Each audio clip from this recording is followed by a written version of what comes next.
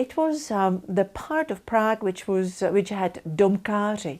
Those were associations of house owners, and they were quite virulently anti-communist. By the 50s, the most vocal people obviously were gone, exiled, sent to prison, and unknown. So it was kind of a underground rumble.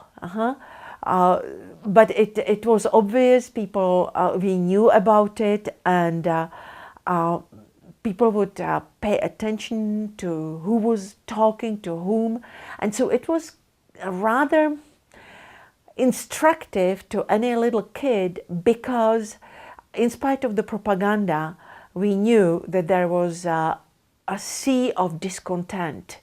And so I grew up with this part of the town, or part of that part of Prague, was the communist workers kind of movement who agreed with the communists.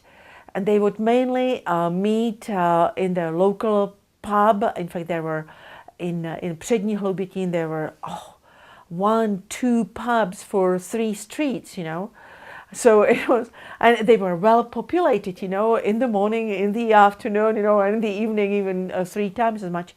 And those people, they would perhaps never put up with a discussion about the fault of communists. And if you went into the big Hloubětín, just perhaps 10-15 minutes walk away, there you could hear that rumble, you know, kind of people, the underground discontent, because the people who owned the houses, very often what would happen would be that they would lose part of their house. And the communists would just quite simply put some family into part of their building or part of their little house, and they wouldn't ask for any permission, essentially. And so now you had to share quarters, in your own home, with somebody you didn't know.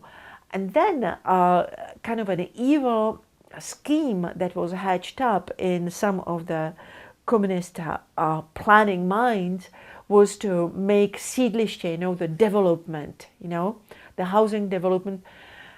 And a part of it, they destroyed those rodinné domky, family houses, and part of it, they would just take away their gardens and put a huge, monstrous panelák, you know, and so the houses suddenly found themselves without a garden, standing in the middle of the development, and they didn't like it either. So obviously there was a lot of discontent with which I grew up.